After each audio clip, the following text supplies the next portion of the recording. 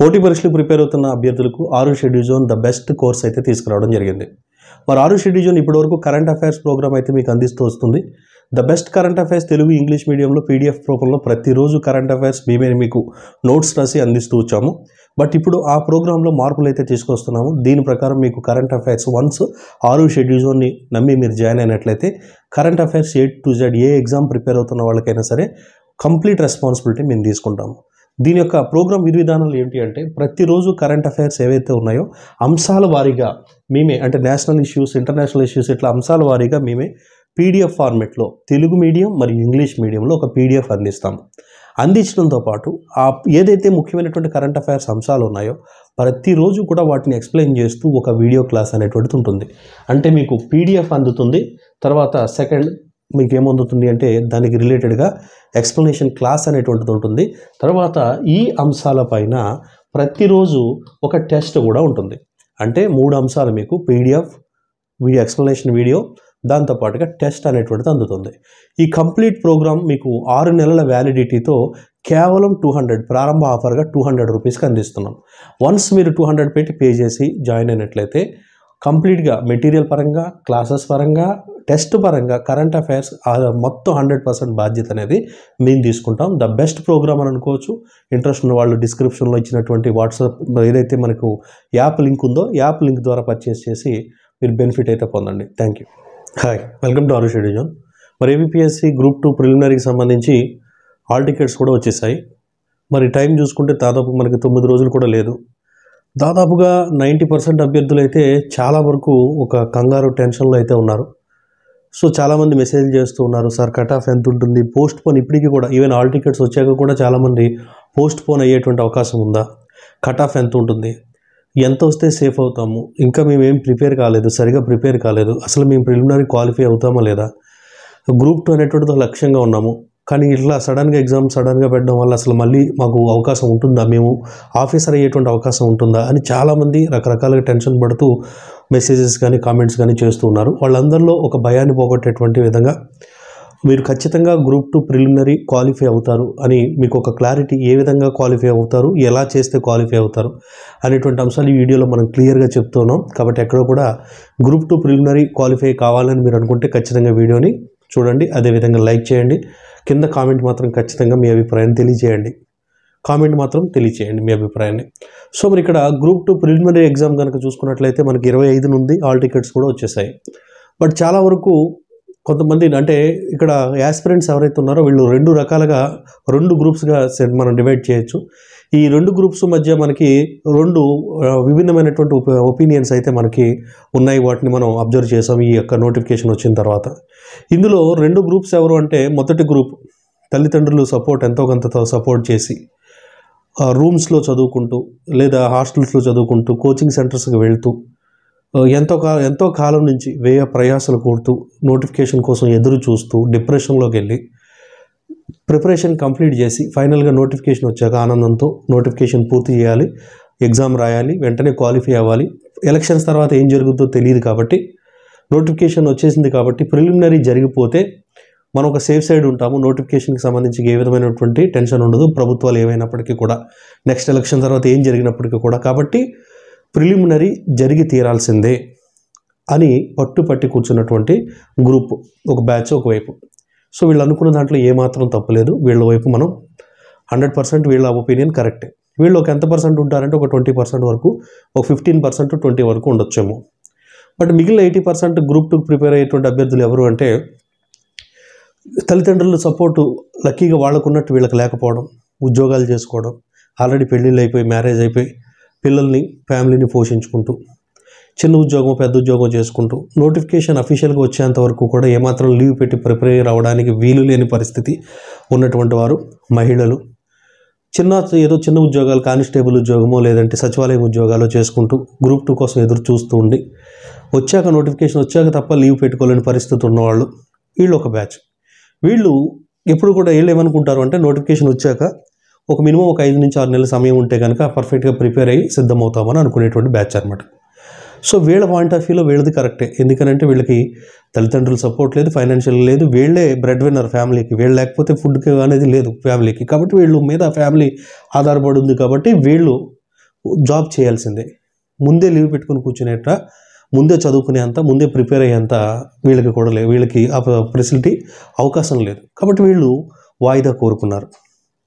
అవతల వాళ్ళు వాయిదా కోరుకోలేదు, వీళ్ళు కోరుకున్నారు. వాళ్ళు వద్దన్నారు, వీళ్ళు కావాలంటున్నారు. బట్ ఎవరి పాయింట్ ఆఫ్ వ్యూలో చూస్తే వాళ్ళు కరెక్టే. ఎవరు రాంగ్ కాదు, ఎవరు కరెక్ట్గా, ఎవరు రాంగ్ కాదు.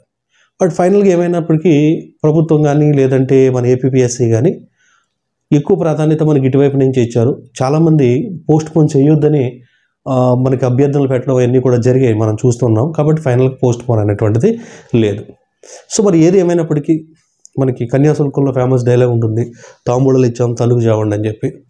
ఏదేమైనప్పటికీ నోటిఫికేషన్ ఇచ్చారు, హాల్ టికెట్స్ ఇచ్చారు. ఇక మీరు పడాల్సిందే. ఏం జరిగినా మీకు గోల్ గ్రూప్ 2 అయితే మీ బాధ మీరు పడాల్సిందే.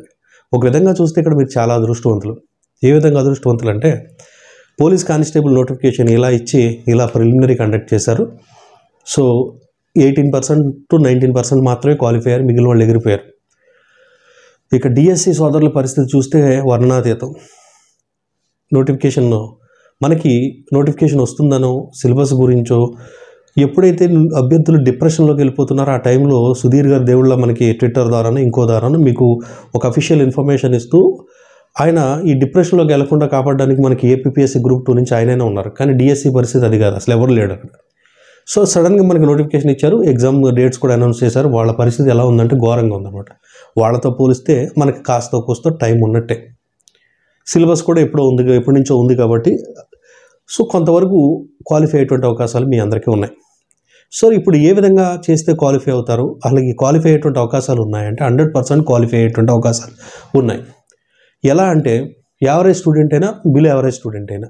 మరి సుధీర్ గారు ధైర్యం నింపుతూ మనకు ట్విట్టర్లో ఒక ట్వీట్ అనేటువంటిది ఇచ్చారు. ఏంటి అంటే 1:50 ఆయన కన్ఫర్మ్ చేయడం జరిగింది. ఈ 1:50 అంటే ప్రస్తుతం ఉన్నటువంటి పోస్టుల సంఖ్యను బట్టి చూసుకుంటే మనకి 45,000 మంది, 45,000 వరకు అప్రాక్సిమేట్గా మెయిన్స్కి వెళ్ళిపోతారు. మనకి అప్లై చేసినటువంటి వాళ్ళు 4.2 lakhs అయితే మనకి ఎగ్జామ్కి వెళ్ళేటువంటి వాళ్ళు చూసుకుంటే అప్రాక్సిమేట్గా మనకి 3 lakhs మెంబర్స్ వరకు, 3.5 lakhs వరకు వెళ్తారు. 3.5 లక్షల మంది మనకి వెళ్తే 45,000 మంది మెయిన్స్కి వెళ్తారు. అంటే ఎగ్జామ్ అటెంప్ట్ చేసిన ప్రతి 8 మందిలోనే లేదా 7 మెంబర్స్లో ఒకడు ప్రిలిమినరీకి వెళ్తాడు గ్యారంటీగా. అంటే ఎగ్జామ్ రాసే 7గురిలో లేదా 8 మందిలో, అంటే మనకి ఎంతమంది అపీర్ అవుతారనేది తెలియదు కాబట్టి ప్రతి 7 మెంబర్స్లో ఒక్కడు ఖచ్చితంగా ప్రిలిమినరీకి వెళ్ళిపోతారు ఈ రేషియోలో కనుక తీస్తే. సో మరి ఒకరు అంటే 1:8 అంటే కాంపిటీషన్ పెద్ద ఎక్కువ ఏం కాదు. At the same time preparation, ఇక్కడ మీరు ఏదైతే చెప్తున్నారో మాకు ఎదురు చూసాము, సరిగా ప్రిపేర్ కాలేదు, ఏదో లాంగ్ టర్మ్గా కాంపిటేటివ్లో ఉన్నాం, కరెంట్ అఫైర్స్ చదువుకుంటున్నాం, రీజనింగ్ ప్రాక్టీస్ చేస్తున్నాం, కానీ సిన్సియర్ ప్రిపరేషన్ అనేది కరెంట్ నోటిఫికేషన్ వచ్చాకే మొదలెడతాము అనేది 90% ఉంటారు. ఆ ప్రాబ్లం మీకు ఒక్కరికే కాదు, మీతో ప్రిపేర్ అవుతున్న 90% మందికి అదే ప్రాబ్లం. మీకు ఎంత వచ్చో, మీరు ఎంత ప్రిపేర్ అయ్యారో మిగిలిన వాళ్ళు అంతే ప్రిపేర్ అయ్యారు. మీరు ఒక యుద్ధానికి వెళ్ళినప్పుడు మీరు ఒక సన్నగా పీలుగా హైట్ తక్కువ ఎనర్జీ లెవెల్లో మీరున్నారు. అవతల వాడు ఒక 6 feet హైట్ ఉండి 6 pack ఉండి వాడు మీకు బాడీ బిల్డర్లా ఉండి వాడు మీతో యుద్ధానికి వచ్చినప్పుడు మీరు ఓడిపోయేటువంటి అవకాశం ఉంటుంది. కానీ ఇక్కడ అందరూ సమవుజ్జీలే, ప్రిపేర్ అయిన వాళ్ళు. ఏంటంటే మీకు ఎంత టైం ఉందో వాళ్ళకే అంత ఉంది, మీకే ప్రాబ్లమ్స్ ఉన్నాయి వాళ్ళకే ఉన్నాయి, మీకు సమయం ఎంత మిగిలిందో వాళ్ళకే అంతే మిగిలింది. కాబట్టి మీరెంత కంప్లీట్ చేసి ఉంటారు, అప్రాక్సిమేట్గా మిగిలిన వాళ్ళు అంతే కంప్లీట్ చేసి ఉంటారు. కాబట్టి ఇక్కడ ఎవరో ఏదో మనకి ప్రిపేర్ అయిపోయారు, మనం క్వాలిఫై కాము, ఈ ప్రాబ్లం కేవలం నాకే వచ్చింది, నేనే ప్రాబ్లం ఫేస్ చేస్తున్నాను అనేటువంటిది ఏదైతే ఉందో అది తీసేయండి ఫస్ట్. సో మీరెంత ప్రిపేర్ అయ్యారు, మీకన్నా తక్కువే మిగిలిన వాళ్ళు ప్రిపేర్ అయ్యి ఉంటారు. కాబట్టి మీరు 100% క్వాలిఫై అయ్యేటువంటి ఛాన్స్ ఉంది. 45,000 8 మందిలో లేదా 7గురిలో మీరు ఒక్కరు అవుతారు. 100% ఒక్కరు అవ్వాలి అంటే పెద్దగా అంత కష్టమైతే ఏం కాదు. ప్రిలిమినరీ వరకు చెప్తున్నాను. ఇక్కడ జాబ్ వచ్చేస్తుందంటే మాత్రం అది అబద్ధం. మిమ్మల్ని ఎంత మోటివేట్ చేసినా అది అబద్ధం అవుతుంది. జాబ్ గురించి ఇక్కడ ఎవరు చెప్పట్లా, కేవలం ప్రిలిమినరీ గురించి చెప్తున్నాం. మరి మనకి కట్ ఆఫ్ ఎంత ఉండే ఛాన్స్ ఉంటుంది అని అంటే, పేపర్ కనుక పోస్టుల సంఖ్య గత కట్ ఆఫ్తో పోలిస్తే 64% లాస్ట్ టైం కట్ ఆఫ్ వచ్చింది. అప్పుడు పోస్టులు 300 చిల్లరే ఉన్నాయి, 1:12 రేషియో ఉంది, పేపర్ ఈజీగా ఉంది. ఇప్పుడు 1:50 అయింది. అదేవిధంగా జాబుల సంఖ్య 1000 వరకు ఉంది. దాంతోపాటు పేపర్ ఏపీఎస్సీ సరళి చూస్తే పేపర్ డిఫికల్ట్గానే వస్తుంది. కాబట్టి ఇక్కడ మరి కట్ ఆఫ్ కనుక చూసుకుంటే ఎంత ఉండే ఛాన్స్ ఉంది అని అంటే గత ఎగ్జామ్లో చూసుకున్నప్పుడు గ్రూప్ 2లో అప్పుడు కేవలం 63%, 62% మనకి కట్ ఆఫ్ మార్క్స్ ఇచ్చారు. అప్పుడు పోస్టులు 300 ఉన్నాయి. అదేవిధంగా పేపర్ చాలా ఈజీ ఉంది. 1:12 మాత్రమే మెయిన్స్కి సెలెక్ట్ చేశారు. కానీ ఇప్పుడు పోస్టులు ఎక్కువ ఉన్నాయి. అదేవిధంగా 1:50 సెలెక్ట్ చేయబోతున్నారు. కాబట్టి కట్ ఆఫ్ చాలా తక్కువగా ఉండేటువంటి అవకాశమే ఉంది. కాబట్టి 150కి 150 మార్కులు, 150కి 100 మార్కులు తెచ్చుకోవాల్సిన అవసరం అయితే లేదు. మరి కట్ ఆఫ్ ఎంత ఉండే ఛాన్స్ ఉంది అంటే పేపర్ కనుక అత్యంత డిఫికల్ట్గా కనుకుంటే ఒక 60% మార్కులు వస్తే సరిపోతుంది. 60% కాదు, 150కి 60 మార్కులు వస్తే సరిపోతుంది. పేపర్ కట్ ఆఫ్ వచ్చే ఛాన్స్ ఉంది. ఎప్పుడు పేపర్ హార్డ్గా టఫ్గా ఉంటే కనుక.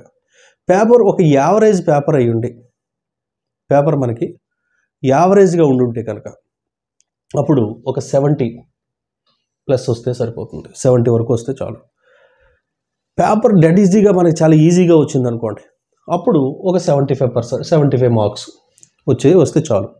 అంటే ఇక్కడ మీకు పేపర్ ఏ విధంగా ఉన్నా అంటే మీకు ఒక 70 మార్క్స్ అవుట్ ఆఫ్ 150కి మీరు కనుక సాధించుకోగలిగితే ఈజీగా క్వాలిఫై అవుతారు, ఈజీగా అయిపోతారు. 70 ఉంటే ఇక్కడ ఎగ్జామ్కి అప్లై చేసిన ప్రతి ఒక్కడు రాసిన వాళ్ళు సిన్సియర్గా ప్రిపేర్ అయ్యేటువంటి వాళ్ళు మన ఇంతకుముందు ఫస్ట్ చెప్పుకున్న వాళ్ళు ఒక 10% ఉంటారు. వాళ్ళు ఎలాగో క్వాలిఫై అవుతారు, వాళ్ళు పక్కన పెట్టేసేయండి.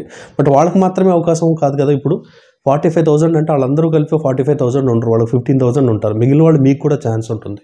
కాబట్టి ఇక్కడ 150కి 150 తెచ్చుకోవాలని టెన్షన్ పడొద్దు. సిలబస్ పూర్తి కాలేదని టెన్షన్ పడొద్దు. ఏవైతే కీ ఏరియాస్ ఉంటాయో వాటి మీద ఎక్కువ ఫోకస్ చేయండి. ప్రతిరోజు టెస్ట్ రాసుకోండి, టెస్టులు బాగా రాసుకోండి, టెస్టులు బాగా రాసిన ప్రాక్టీస్ అయితే చేయండి.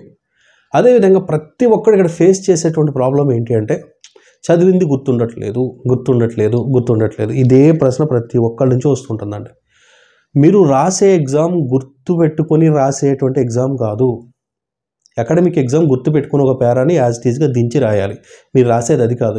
పెట్టుకునే ఎగ్జామ్ కాదు, గుర్తించే ఎగ్జామ్. అంటే 4 ఆప్షన్లు ఉంటాయి అక్కడ.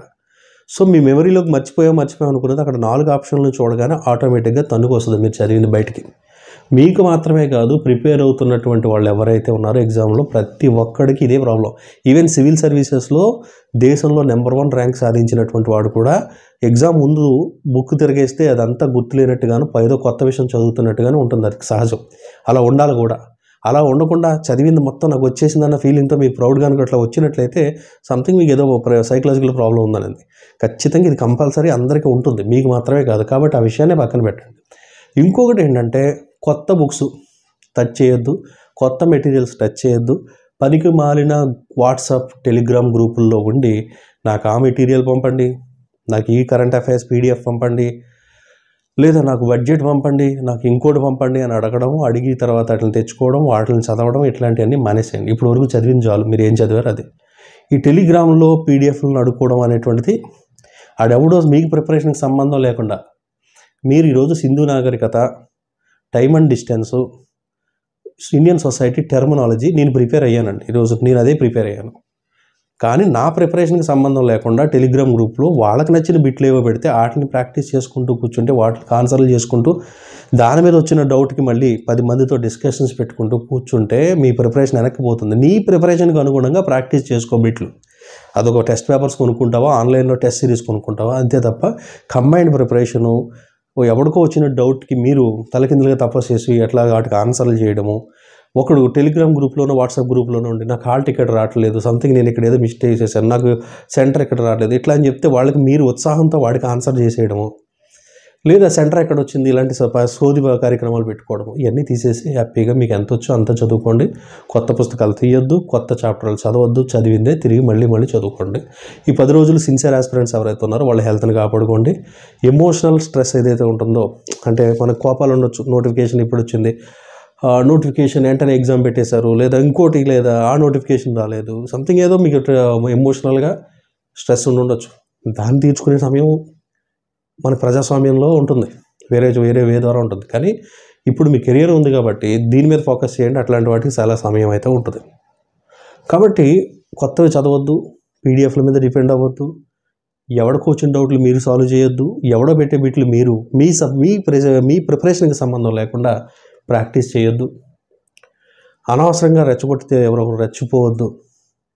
సో మీరు ప్రశాంతంగా ఈ మార్కులు వస్తే చాలు. కాబట్టి 7గురిలో ఒకడు క్వాలిఫై గ్యారంటీగా అవుతాడు. కాబట్టి ఆ 7గురిలో ఒకడు నువ్వే అనుకోవచ్చు.